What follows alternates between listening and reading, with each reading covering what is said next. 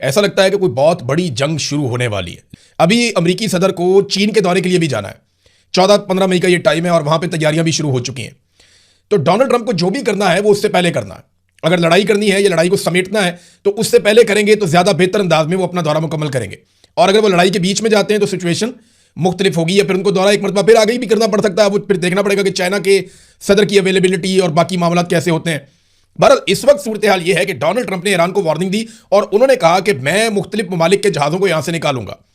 अब यह ट्रैप भी हो सकता है, कुछ छोटे जहाज़ों ने अटैक किया है और उसके बाद उन जहाज़ों को डबो दिया गया था फ़िज़ाई मदद मंगवाने के बाद, और 2 दिन के बाद एक झूठा हमला रिपोर्ट किया गया था कि अमेरिकन जहाज़ पर दोबारा हमला हुआ है, जबकि अमेरिकन जो कैप्टन थे उन्होंने ये कहा कि कोई हमला नहीं हुआ। उन्होंने बार बार ये बताया, लेकिन इस झूठी खबर के ऊपर उस वक्त के अमेरिकी सदर जॉनसन ने एक कौम से खिताब किया, कांग्रेस की अप्रूवल ली और फिर उसके बाद वो आहिस्ता आहिस्ता अपनी फौजों को वियतनाम में ले गए और एक बड़ी लड़ाई का हिस्सा बन गए।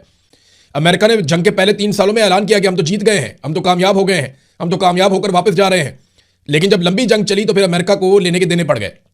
अमेरिकन फौजियों के इतने ताबूत जहाज़ों में भर भर के वापस गए कि अमेरिका के अंदर एहतजाज शुरू हो गए कि जनाब ये किस किस्म की जंग आपने छेड़ दी है। रोजाना की बुनियाद पर हमारे लड़के वहां से उनकी लाशें वापस अमेरिका में आ रही हैं, ये लड़ाई किसी काम की नहीं है। और बहुत प्रोटेस्ट हुआ अमेरिका के अंदर। 3 लाख से ज्यादा अमेरिकी फौजी जख्मी हुए थे, जिनमें से बताया जाता है कि ज्यादातर बहुत बड़ी तादाद में माजूर हो गए थे, जो सारी जिंदगी के लिए माजूर हो गए थे। तो वियतनाम की जो लड़ाई थी वो अमेरिका के लिए एक डरावना ख्वाब थी। उस वक्त $150 अरब अमेरिका के लग गए थे। आज के दौर में अगर आप इस रकम को देखें तो ये $800 अरब बनते हैं। बहुत बड़ी रकम अमेरिका की जंग पे लग गई थी। तब हथियार इतने महंगे नहीं होते थे, ना ही इतने खौफनाक हथियार होते थे। लेकिन जो हथियार उस वक्त अवेलेबल थे उसमें सदर जॉनसन की फैमिली ने बहुत पैसा कमाया, बल्कि वो दोबारा इलेक्शन भी जीत गए और फिर उन्होंने इस जंग को टूल दे दी। बहरहाल बड़ा लंबा अरसा लगा इस जंग से अमेरिका को निकलने में, वापस आने में। तो ये जो गल्फ और टोनकिन में हुआ था, ये उसी किस्म का आबनाए हुर्मुज़ में भी मुझे होता हुआ दिखाई दे रहा है। बहुत सारे एक्सपर्ट्स इसके बारे में बात कर रहे हैं। कुछ एक्सपर्ट्स ने इसके बारे में क्या कहा, ये मैं आपको पढ़ के सुना देता हूं कि कुछ एक्सपर्ट्स इसके बारे में क्या कह रहे हैं। वो कह रहे हैं जंग का एक जवाब बनाया जा रहा है। ट्रंप ने अमेरिकी बहरिया को आबनाए हुर्मुज़ में तजारती जहाज़ों की हिफाजत के साथ गुजारने का हुक्म दिया है, जिसे बाकायदा नाम दिया गया है प्रोजेक्ट फ्रीडम का। अब वहां से जब अमेरिकी जहाज़ निकलवाएंगे बहरी जहाज़ों को और जो तजारती जहाज़ हैं उनको, तो ईरान ने आबनाए हुर्मुज़ के करीब लंगरअंदाज जहाज़ों को फौरी तौर पे ये हुक्म भी दे दिया है कि यहां से हटके दूर चले जाओ। अब ईरान का ऑर्डर भी आ गया कि फौरी तौर पे जितने भी जहाज़ यहां पे मौजूद हैं, खासतौर पर रास अल खैमा के इलाके में, वो दुबई की तरफ चले जाएं और यहां से जितना फासला बढ़ा सकते हैं बढ़ा लें। यहां से हम अपने लंगर उठा के दूर चले जाएं। ईरान ने यह वार्निंग जारी की है क्योंकि ईरान को लगता है कि यहां पे लड़ाई हो सकती है। अच्छा, इसमें ये जो है वो एक्सपर्ट्स ये कह रहे हैं कि मुमकिन है कि ईरान अमेरिकी जंगी जहाज़ों पर वापस फायरिंग करेगा और ट्रंप उसको जंग के जवाब के तौर पर इस्तेमाल कर सकता है। अब ईरान ने जो कहा, बहरी जहाज़ों को बाकायदा जो वार्निंग जारी की, जो सुनी गई है कप्तानों की जानिब से, ये बताया गया मुख्तलिफ जहाज़ों के, और जो इतलात मिली हैं इनमें उनको जहाज़ों को लंगरअंदाजों से हटाने की हदायत की गई है।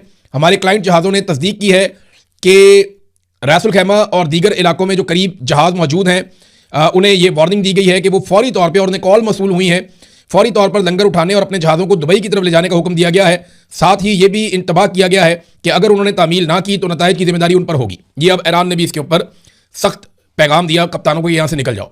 इतलात ये है कि अमेरिका ने बहुत सारे जहाज़ों को कायल कर दिया है, बहुत सारी कंपनियों को कायल किया है कि आप एक साथ निकलें, ईरान आप सबके ऊपर अटैक नहीं कर सकता, हम आपकी फौजी मदद करेंगे, और उसके लिए बहुत सारे हथियार रीजन में पहले से मौजूद है। तो क्या अमेरिका अब एक बड़ी जंग की तरफ जाने लगा है ईरान के साथ? आज का दिन बहुत इंपॉर्टेंट है। आप ये वीलॉग 9-10 बजे के करीब सुन रहे हैं तो ये डेवलपमेंट का टाइम है। हम दूसरे वीलॉग में आपको बता पाएंगे कि एक्चुअली यहां पे हो क्या रहा है और होने क्या जा रहा है। ईरान ने इस पे जो स्टेटमेंट जारी किया, जरा वो आप देख लें। वॉल स्ट्रीट जर्नल की एक रिपोर्ट के मुताबिक उन्होंने इस सारे मामले से जुड़े हुए कुछ हुकाम का नाम लिए बगैर उन्होंने बताया कि हाल ही में ऐलान करदा प्रोजेक्ट फ्रीडम में आबनाए हुर्मुज़ से गुजरने वाले जहाज़ों को अमेरिकी बहरी जहाज़ों की तरफ से बराह रास्त तहफ़्फ़ुज़ फराहम करने पर मुश्तमिल ये मामला इस तरीके का नहीं है जैसे रिपोर्ट किया जा रहा है या जैसे ईरान समझ रहा है। उन्होंने कहा जनाब कि ये ममालिक इंश्योरेंस कंपनियों के लिए इस मुतनाज़ समुद्री रास्ते से महफूज गुजरगाह को मरबूत करने का एक फ्रेमवर्क है। अब ये रिपोर्ट कुछ और बता रही है। वो ये कह रही है कि ये इसलिए नहीं है कि यहां से अमेरिका ताकत के बलबूते पे निकालेगा, वो ये कह रहे हैं अमेरिका सिर्फ गाइडेंस दे रहा है। लेकिन डोनाल्ड ट्रंप का जो ट्वीट है उसको आप जब पढ़ें तो आपको ऐसा लगता है कि जैसे वो ताकत के बलबूते पे काम करेगा, और उसने वार्निंग भी दी है। ईरान ने आबनाए हुर्मुज़ में किसी भी अमेरिकी फौजी कार्रवाई के खिलाफ डोनाल्ड ट्रंप को खबरदार कर दिया है। सदर ट्रंप के इस ऐलान के जवाब में कि अमेरिका आबनाए हुर्मुज़ से तजारती जहाज़ों की रहनुमाई करने का इरादा रखता है, एक ऐसा ऑपरेशन जिसे सेंटकॉम गाइडेड मिसाइल डिजास्टर्स और 15,000 फौजी एहलकारों पर मुश्तमिल बताया जा रहा है। यानी इसमें जो अमेरिकन मिसाइल्स हैं वो भी इस्तेमाल होंगे। इसमें 15,000 अमेरिकी मरीन्स हैं, उनको इस्तेमाल किया जाएगा। एक सीनियर ईरानी ओहदेदार ने ड्रॉप साइट न्यूज़ को बताया कि ईरान की क़यादत आबनाए हुर्मुज़ में मौजूद हालात को तब्दील करने की किसी भी कोशिश को मुस्तरद करती है और भरपूर जवाब देगी। ईरानी ओहदेदार ने कहा कि ट्रंप के इस इकदाम का बुनियादी मकसद ईरान को तसादुम की तरफ पहला कदम उठाने पर उकसाना है। ये वही बात है जो एक्सपर्ट्स भी कह रहे हैं। नंबर 1, डोनाल्ड ट्रंप ने कहा कि हमारी जानिब से मुहासरा खत्म, तमाम जहाज़ों को हम इंसानियत की बुनियाद पर यहां से निकालने वाले हैं, हम जहाज़ों की मदद करेंगे, ईरान बीच में ना आए। यह है जी सादी बात। दूसरी जानिब से ईरान ने जितने जहाज आसपास मौजूद थे उन सबको हुक्म दिया कि आप ये एरिया फौरन छोड़ दें, क्योंकि यहां पे कोई शरारत होने वाली है। अगर आप यहां पे रुकेंगे तो जिम्मेदार आप खुद होंगे। तीसरा, जो एक्सपर्ट्स हैं वो ये कह रहे हैं कि अमेरिका की कोशिश है कि ईरान लड़ाई में पहल करे और उसके बाद कोई बड़ी लड़ाई की जाए। चौथी अहम बात यह है कि खित्ते के अंदर जिस बड़ी तादाद में हवा में ड्रोन्स और तैयारे इस वक्त मूव कर रहे हैं और जितनी बड़ी फौजी और हथियारों की नकलो हरकत हो रही है, उससे ऐसा लगता है कि अमेरिका इसको लड़ाई के एक जवाब के तौर पर इस्तेमाल कर सकता है। और आखिरी चीज़, जो ईरान ने स्टेटमेंट दिया और उन्होंने बताया कि 15,000 फौजियों से और मिसाइल सिस्टम्स के ज़रिए से अगर आप ये करने जाएंगे तो ईरान ऐसी किसी भी कोशिश को मुस्तरद करता है जो मौजूदा हालात को तब्दील करे आबनाए हुर्मुज़ में। ईरानी ओहदेदार ने कहा कि ट्रंप के इस इकदाम का बुनियादी मकसद ईरान को तसादुम की तरफ पहला कदम उठाने पर उकसाना है ताकि कशीदगी बढ़ाने का बहाना मिल सके और वो ईरानी इकदाम के जवाब में मजीद फौजी कार्रवाई को जवाब दे सके। हमारा हतमी मौक़िफ़ यह है कि कोई भी तजारती जहाज़ जो पेशगी हमांगी के बगैर नामजद करदा ममनुआ रास्तों से गुजरने की कोशिश करेगा, उसे ईरानी फोर्सेस की तरफ से फौरी तौर पर रोका जाएगा। अगर अमरीकी फौजी जहाज़ों ने कोई रद्द-ए-अमल दिया तो ऐसे इक़दामात का ईरान की तरफ से फौरी और मुसावी जवाब दिया जाएगा। ओहदेदार ने मजीद कहा कि अमरीकी फौजी जहाज़ राहदारी के इलाके से बहुत दूर हैं। अगर तजारती जहाज़ों ने हरकत करने की कोशिश की तो उन्हें किसी भी अमरीकी जहाज़ तक पहुंचने से बहुत पहले ही कार्रवाई का निशाना बना लिया जाएगा। ट्रंप ने मौसर तरीके से इन्हें अपने सियासी खेल में सौदेबाजी का आला-ए-कार बना दिया है। यह है नाजरीन सिचुएशन। एक तरफ डोनाल्ड ट्रंप का ऐलान, उसके बाद ईरान का ऐलान कि कोई भी जहाज़ यहां से नहीं गुजरेगा बल्कि यहां से दूर चले जाएं। फिर जो इंटरनेशनल रिपोर्टिंग हुई है उसमें यह दावा किया गया कि ये वैसा ही कुछ लगता है जैसा 1964 में हुआ था वियतनाम के करीब, और वहां पे भी एक छोटे से तसादुम को बहाना बनाकर एक ऐसी जंग शुरू कर दी गई जो अमेरिका के लिए डरावना ख्वाब बन गई। तो क्या अमेरिका यहां पे भी उसी नौयत की एक जंग छेड़ने जा रहा है जो कई सालों तक जारी रह सकती है?